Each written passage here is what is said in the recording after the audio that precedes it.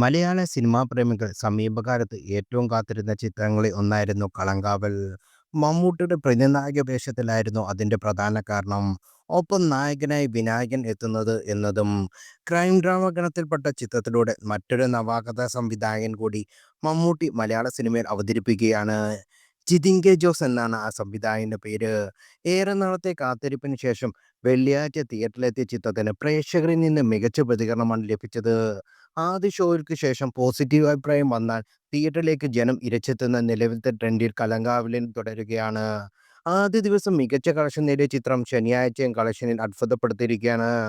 നിർമ്മാതാക്കൾ പുറത്തുവിട്ട കണക്കനുസരിച്ച് ചിത്രം ആദ്യ ദിനം ആഗോള ബോക്സ് ഓഫീസിൽ നിന്ന് നേടിയത് 15.7 കോടിയായിരുന്നു. രണ്ടാം ദിനം അതിനെ മറികടക്കുന്ന കളക്ഷനാണ് ചിത്രം നേടിയിരിക്കുന്നത് എന്നാണ് ട്രാക്കർമാരിൽ നിന്ന് ലഭിക്കുന്ന വിവരം. ആദ്യ കണക്കുകൾ അനുസരിച്ച് ചിത്രം ആദ്യ 2 ദിവസങ്ങളിൽ ആഗോള ബോക്സ് ഓഫീസിൽ നിന്ന് നേടിയത് 32 മുതൽ 35 കോടി വരെയാണ്. കേരളത്തിൽ ഉൾപ്പെടെ റിലീസ് ചെയ്യപ്പെട്ട എല്ലാ മാർക്കറ്റുകളിലും ചിത്രം ഒരുപോലെ മികച്ച പ്രകടനം നടത്തുന്നുണ്ടെങ്കിലും GCCയിലാണ് ഏറ്റവും പ്രേക്ഷക ആവേശം ദൃശ്യമാകുന്നത്.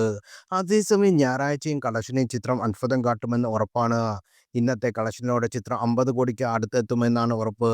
ഇനി ഞായറാഴ്ചയോടെ 50 കോടി കടന്നാലും അത്ഭുതപ്പെടാനില്ലെന്ന ട്രാക്കർമാരുടെ നിരീക്ഷണം. ദുൽഖർ സൽമാൻ നായകനായി എത്തിയ സൂപ്പർ ഹിറ്റ് ചിത്രം കുറുപ്പിന്റെ കഥ ഒരുക്കിയ ജിതിൻ കെ ജോസിന്റെ സംവിധാനമുള്ള അരങ്ങേറ്റമാണ് കളങ്കാവൽ.